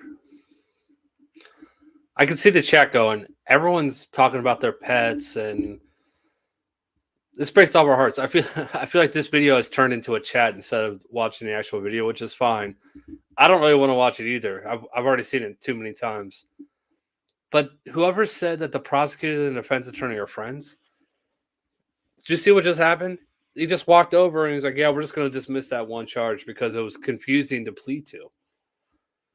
Why is she getting a better deal? And again, you guys still haven't heard what she did. They go into the facts of the case here shortly, but yeah. 3 through 7. These are 3 counts of having unlicensed dogs. As to those 3 counts, as to those 5 counts 3 through 7, how do you plead? Okay, now, before the court can accept your plea, here's what I've got to do. I forgot something. Gosh darn it. Because I'm trying to be so thorough because this is very complex. Turning your attention back to April 21st, 2023 in Cedar Creek Township here in Wexford County. What happened? Did you have an unlicensed tan and white female leopard shepherd mix named Cassie that was unlicensed? Rescue dog Cassie, yes.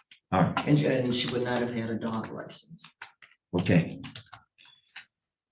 Was that your question? Did she have a license or not? Yes. Okay. Yes. So no, she Okay. did not have a license. Next, turning to count 4 on that same date and location. Is it true that you also had a red/brown male shepherd or /ridgeback named Petey, which was 6 months older and not licensed? He did not have a license. As to count 5, is it true that on that same date, at that same location, you also had a black and white male shepherd named Austin that was 6 months older or older that was not licensed? No, he did not have a license. So am I supposed to be answering yes to these? Ma'am, this is up to you. I'm asking a question that asks you a yes or no question. All right. Looking at count 6, is it true that you had a tan female shepherd mix named Anna that was 6 months older that was not licensed? Yes. Okay. Turning now to count 7. Did you own a certain dog that was tan and black, a female shepherd / pit bull mix named Pickles, with months older that was unlicensed? You said, I had that dog, she was not licensed. Okay, did you own the dog? Did you own? I'm sorry. Okay, so here we go. I just covered counts 3 through 7. Did you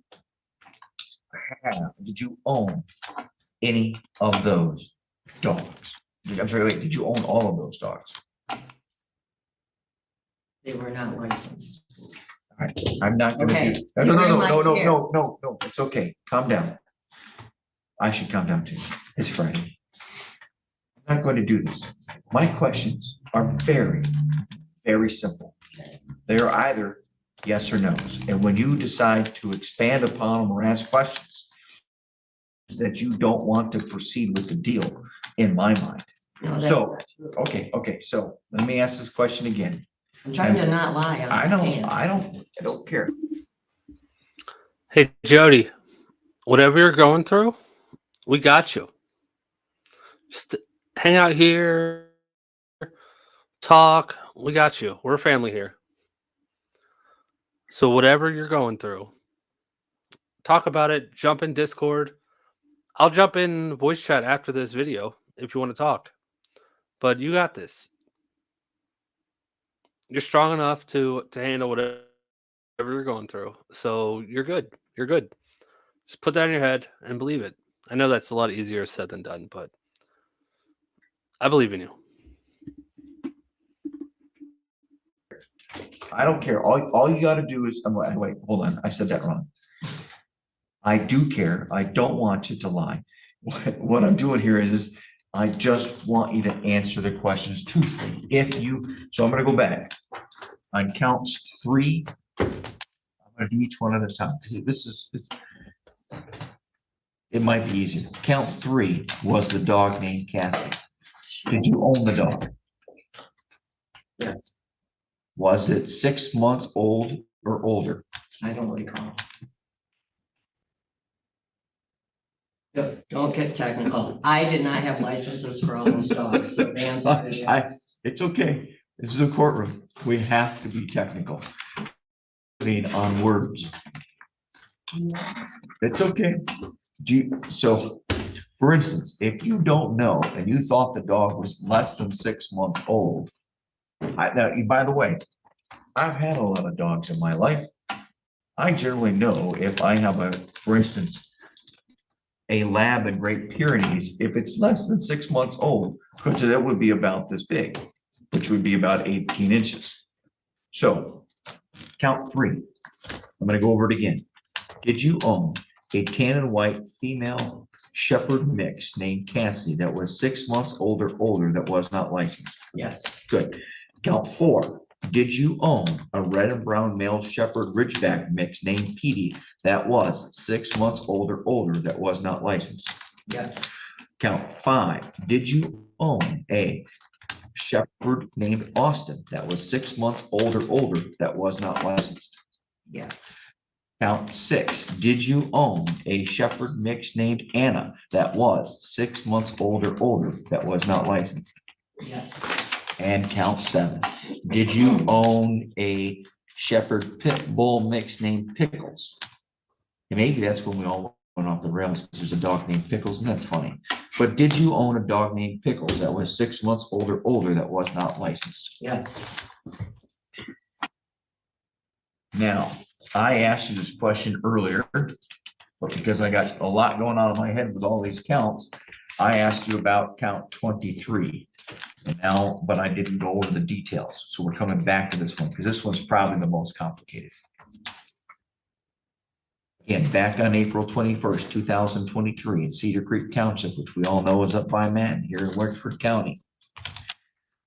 Did you attempt or fail to provide 25 or more animals with adequate care or negligently allowed 25 or more animals to suffer unnecessary neglect, torture, or pain? Did you either do that or attempt to do that? If you did it, then I can find you guilty of the attempt, which is a lesser included offense. Yes. How was it? So of these 25 or more animals, what kind of animals were they? Were they all dogs? Canine. Canine? And how was it that you did not provide adequate care or negligently allowed them to suffer? Due to my own illness.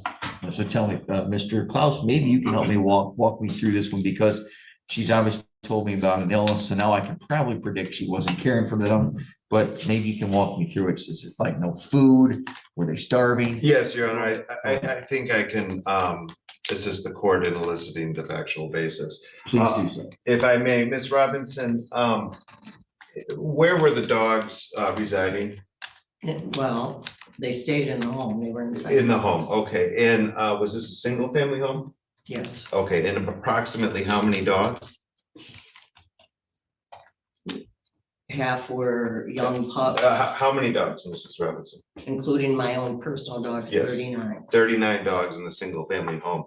Is it true that you were unable to clean up after the dogs in terms of their feces and so forth? Correct. And how long would the feces be on the floor before you'd be able to properly clean it up and so forth? Until my illness, it was taken care of daily. They went outside. Okay. But I was ill. Were they also using the bathroom inside the house? Yes. Okay. And how often were they using the bathroom inside the house? Sporadically. Okay, and 39 dogs were using the bathroom inside the house of a single family home, is that correct?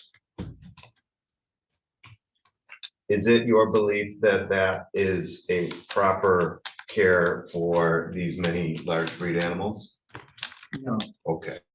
I do believe that a factual basis has been established.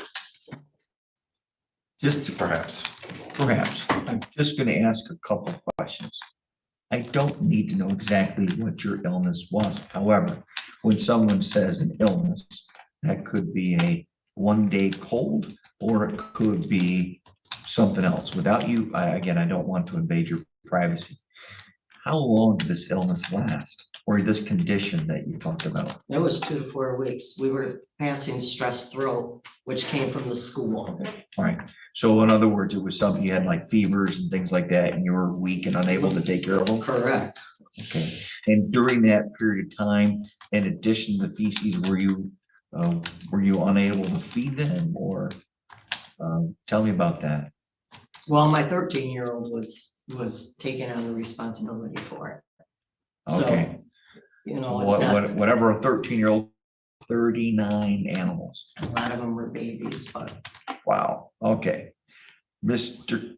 Carnes, do you believe the defendant provided a factual basis as to those count 23 and counts 3 through 7? Yes.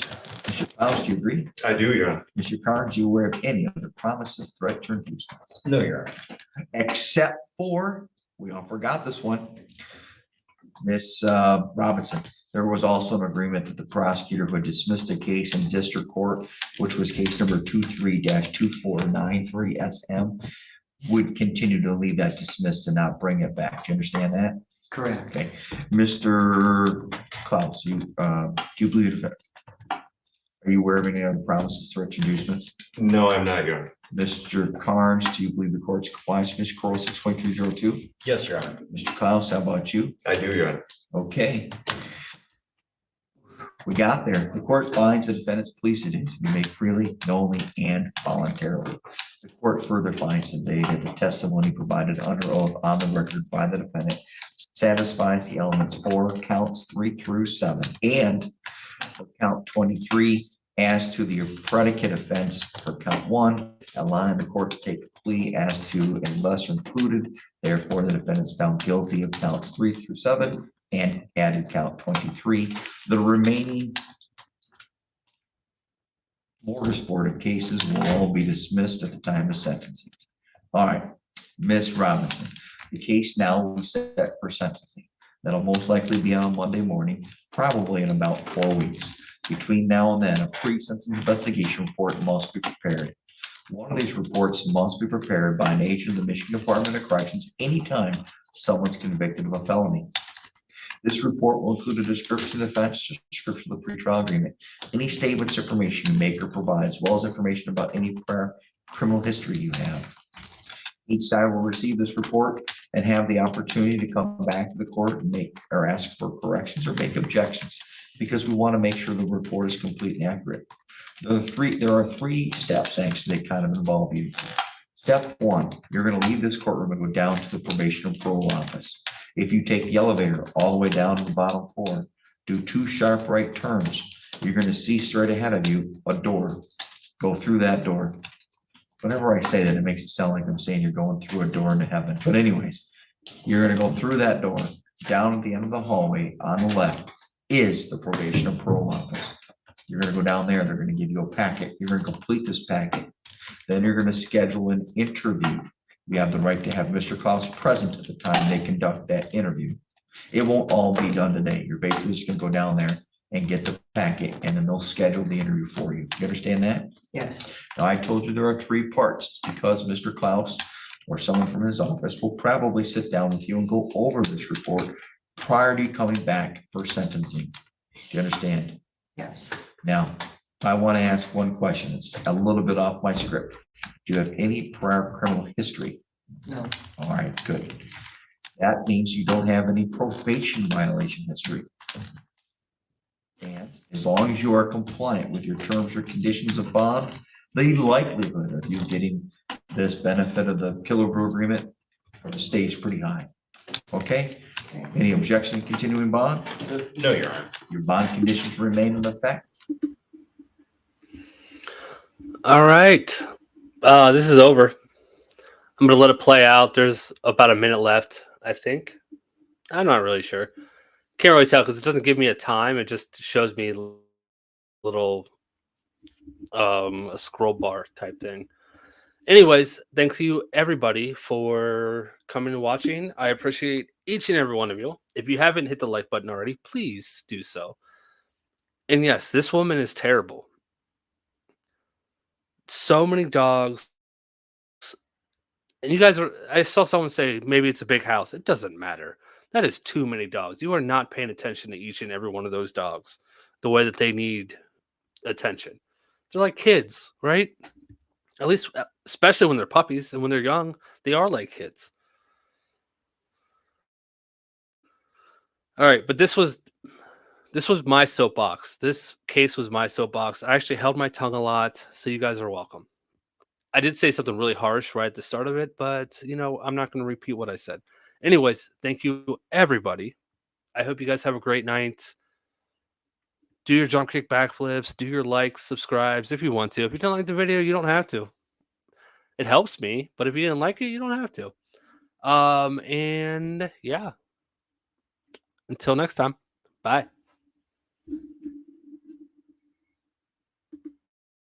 We are adjourned. Oh, wait, hold on. God, I was so close. Go ahead, sir. Sorry, Your Honor. It's okay. I have this order for DNA Oh, sample.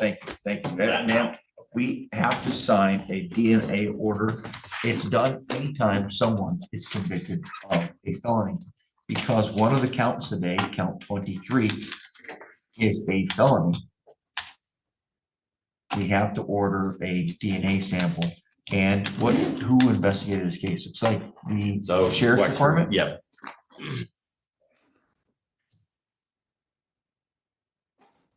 All right. we're gonna send you to the Westford County Sheriff Department, and it's a very uninvasive test. They just put a Q-tip in your mouth and a swab, and they just swab against your cheek, real simple and fast. Just to clarify, I will fill in, it's on today's date. Defendant was convicted, and it would be the attempt, abandoned cruelty to Copy that. 25 or more animals. I'll fill that in. I'm glad you're doing it, making yourself useful. Now we're done. Thank you.